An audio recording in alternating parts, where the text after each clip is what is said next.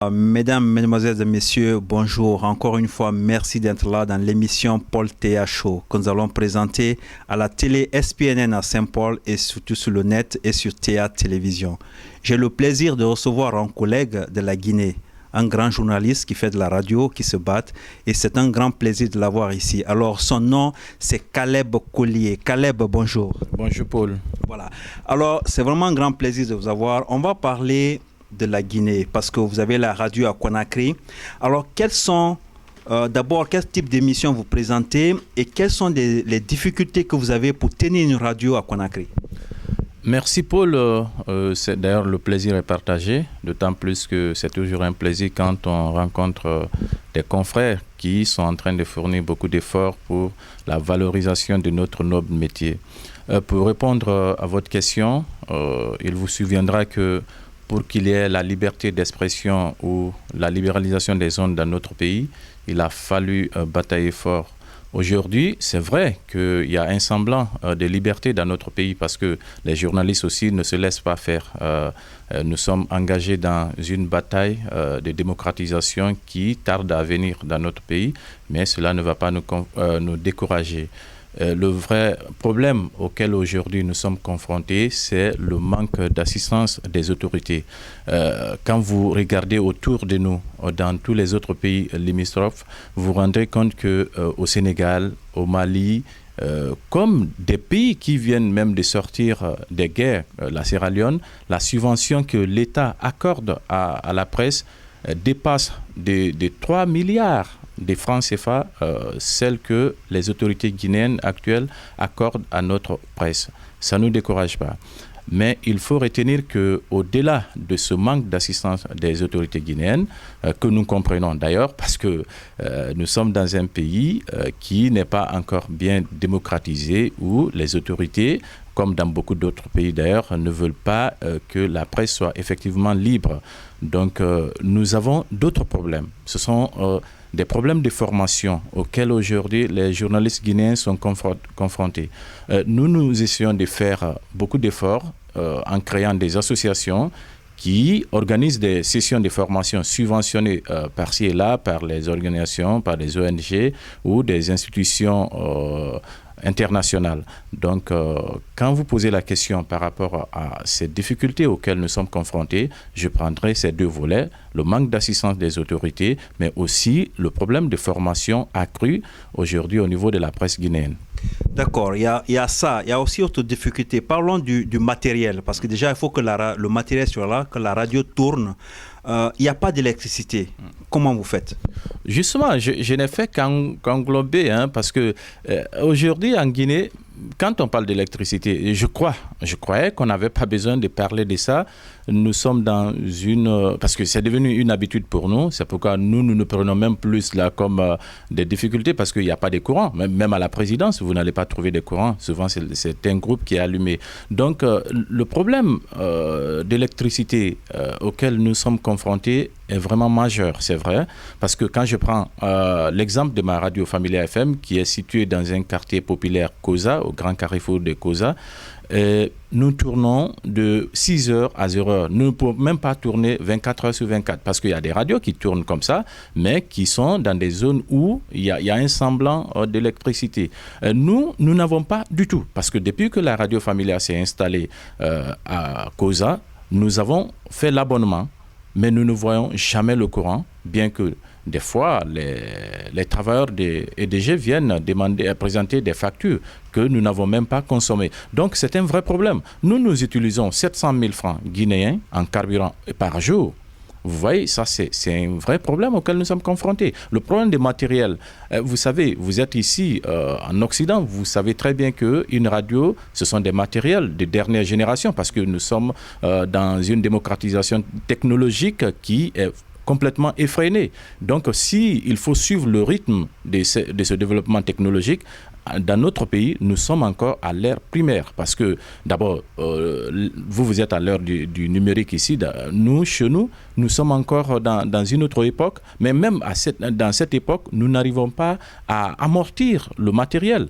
Nous utilisons des matériels qui ont besoin d'être au froid, qui ont besoin souvent d'être renouvelés, mais nous n'y parvenons pas parce que le problème financier se pose. Nous ne pouvons des fois même pas payer nos employés, à plus forte raison, faire appel à des financements qui vont rentrer dans le cadre du renouvellement des matériels. Donc c'est un vrai problème, c'est un casse-tête pour nous et auquel nous essayons de trouver des solutions tant bien que mal. D'accord, il y a un autre problème. Nous sommes là, nous lisons les journaux en ligne de ce qui se passe en Guinée. Donc vous êtes sur le terrain. Comment le travail se fait? Parce que chaque fois qu'il y a un événement, les journalistes vont couvrir. Parfois, des journalistes ont des problèmes. Il y en a, on apprend qu'ils ont été tabassés. Comment ça se passe réellement pour couvrir un événement sur le terrain? C'est très difficile, très compliqué. Moi, aujourd'hui, c'est vrai que je suis patron de presse, comme on aime à le dire. Je gère mon entreprise de presse. Je ne suis pas très souvent sur le terrain, mais je gère un personnel qui est très souvent sur le terrain. J'ai commencé par ça. Vous savez, en Afrique, dans les pays où la démocratie n'est pas encore bien instaurée, l'État, les autorités qui sont au pouvoir utilisent beaucoup plus de temps à bâillonner la presse, à faire de telle sorte que les choses qui ne vont pas très bien dans leur façon de gérer ne soient pas vues par le maximum de la population. Et nous, journalistes, si il faut jouer objectivement notre rôle, c'est de mettre au clair ce que ces autorités veulent cacher. Donc, vous comprendrez pourquoi il y a ce choc-là. Chaque fois que vous voulez montrer ce que les autorités ne veulent pas, directement, ils ont tous les moyens. Ils ont la gendarmerie, ils ont la police, ils ont l'armée, et tout de suite, on essaie de vous empêcher. Et si vous prenez votre courage en deux mains, vous êtes très perspicace dans ce que vous faites, ils comprennent tout de suite, c'est pour vous mettre les bâtons dans les roues en vous bâillonnant ou en vous tabassant. Donc, c'est réel. Il y a des journalistes qui, aujourd'hui, dans l'exercice de leurs fonctions, sont tabassés, sont empêchés et molestés. C'est vrai qu'au jour où je vous parle, il n'y a aucun journaliste guinéen en prison, parce que là, ça salit les régimes. Donc, les régimes ont trouvé d'autres solutions. Au lieu de les envoyer en prison, on essaie de les intimider d'une manière ou d'une autre. Donc, et le journaliste doit faire face à toutes ces menaces. En tout cas, on le voit ici, les difficultés que vous avez sur le terrain. Parlons de votre voyage. Vous êtes venu ici parce qu'il y avait un événement dans la communauté forestière. Alors, quel a été le but et qu'est-ce que vous en tirez comme enseignement? Je suis venu sur invitation de la communauté forestière, bien sûr, parce que c'est l'Argifa, c'est l'association des Guinéens, des ressortissants de la Guinée forestière en Amérique, qui m'a invité pour venir assister à leur cérémonie de levée de fonds. Donc j'ai profité de ce voyage aussi pour faire cette rencontre avec les représentants de la diaspora forestière. Parce que je voulais un peu m'attarder sur le rôle de cette diaspora. Aujourd'hui, en Guinée, nous sommes confrontés à un phénomène d'ethnocentrisme qui est utilisé par le pouvoir, non seulement le pouvoir en place, mais par les autres partis de l'opposition, beaucoup de partis de l'opposition. Moi, j'ai parlé avec les représentants de la diaspora. C'est vrai, il faut qu'on s'organise parce qu'aujourd'hui, la communauté forestière ou la forêt dans le paysage démocratique de notre pays a un grand rôle à jouer. Il faut d'abord qu'on essaie de s'organiser à l'interne, qu'on ne soit pas un instrument à la disposition de qui que ce soit au niveau politique pour pouvoir sortir notre pays de l'ornière. Donc, je crois que la rencontre a été très fructueuse. J'ai eu à faire de très bons contacts. Ça m'a permis de comprendre comment cette diaspora forestière fonctionne. Ça m'a permis aussi de partager mon expérience avec elle. Parce que nous sommes sur le terrain en Guinée, nous avons des contacts, nous avons des rencontres avec les responsables politiques à tous les niveaux. Nous sommes sur le terrain médiatique, donc nous savons très bien ce qui se passe. On est complètement imprégné de la réalité. Donc ça m'a permis de partager cette expérience avec la diaspora forestière. D'ailleurs, vous aurez d'autres échos parce que nous avons eu à faire des rencontres et nous avons fait des enregistrements. J'ai fait des couvertures. Donc ce qu'il faut retenir, moi je suis sorti de ces rencontres très réconforté et ça me permettra non seulement d'arriver en Guinée de pouvoir partager avec notre communauté à la base et surtout voir quelles sont les dispositions à prendre dorénavant pour que la force que cette diaspora a puisse être utilisée au profit d'une bonne gestion politique dans notre pays. Je crois que c'est vraiment bien pour un journaliste d'avoir toutes ces informations. C'est ce qu'on cherche quand on va quelque part, qu'on puisse vraiment bien travailler. Alors, on arrive vers la fin. Quel est le message que vous aimeriez faire passer à nos éditeurs, surtout américains, qui vous connaissent, enfin, qui doivent vous connaître et au niveau de la radio? Et qu'est-ce qu'il faut aussi pour les amener à vous aider? Oui, justement, nous avons vraiment besoin de l'aide parce que c'est ce que je disais la dernière fois. J'ai assisté par hasard à une rencontre du BL. Donc j'ai profité de cette rencontre pour partager nos inquiétudes. Nous avons besoin de l'aide, il faut reconnaître, nous avons besoin des équipements. Vous êtes ici en Occident, d'abord, l'appel commence par vous, Monsieur Paul, vous êtes dans le milieu, vous savez comment faire pour avoir ces équipements, parce que nous en avons vraiment besoin.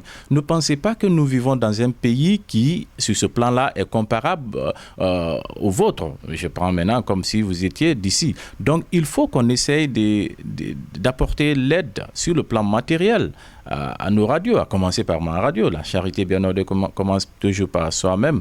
Nous avons besoin de ces aides parce que si nous avons des équipements, si nous avons des soutiens sur n'importe quel plan, ça nous permettra d'être indépendants, ça nous permettra de pouvoir faire le travail convenablement. Hier, j'étais sur un forum, ils m'ont pris là-bas, ils m'ont dit que c'était une émission, donc les gens posaient des questions.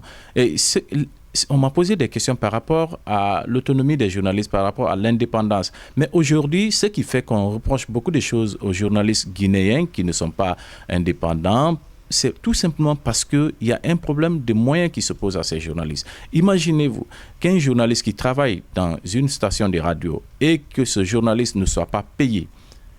Et face à ce journaliste, vous trouvez un homme politique qui lui fait des avances, qui lui donne de quoi manger, de quoi se déplacer. Vous pensez que ce journaliste pourra produire un article de façon objective? Je crois que la réponse est non. Pour cela, si un journaliste a de l'aide, venant de quelque part qui n'a rien à voir avec la politique directe de son pays, je crois qu'il serait encore beaucoup plus indépendant, il serait encore beaucoup plus objectif dans la production de ses articles. Donc c'est pourquoi je crois que tous ceux qui vont suivre, si ce n'est pas seulement la radio familiale, mais tout ce que vous pouvez faire pour la presse guinéenne, je crois que c'est le bienvenu pour que cette presse puisse jouer convenablement son rôle. Justement, parlant de ces aides qui peuvent venir de la communauté qui se trouve ici aux États-Unis, je crois qu'il serait souhaitable qu'il y ait un fonds d'aide aux médias guinéens, justement pour permettre à ces médias de pouvoir s'en sortir, de pouvoir former les jeunes qui viennent fraîchement des écoles, parce que le gouvernement n'a pas de structure où les jeunes, après, peuvent aller avoir beaucoup plus d'expérience. Donc nous, dans nos différentes radios, chaque année, nous voyons des jeunes qui sont sortis des universités avec des lettres de recommandations venant de leur université, bien sûr.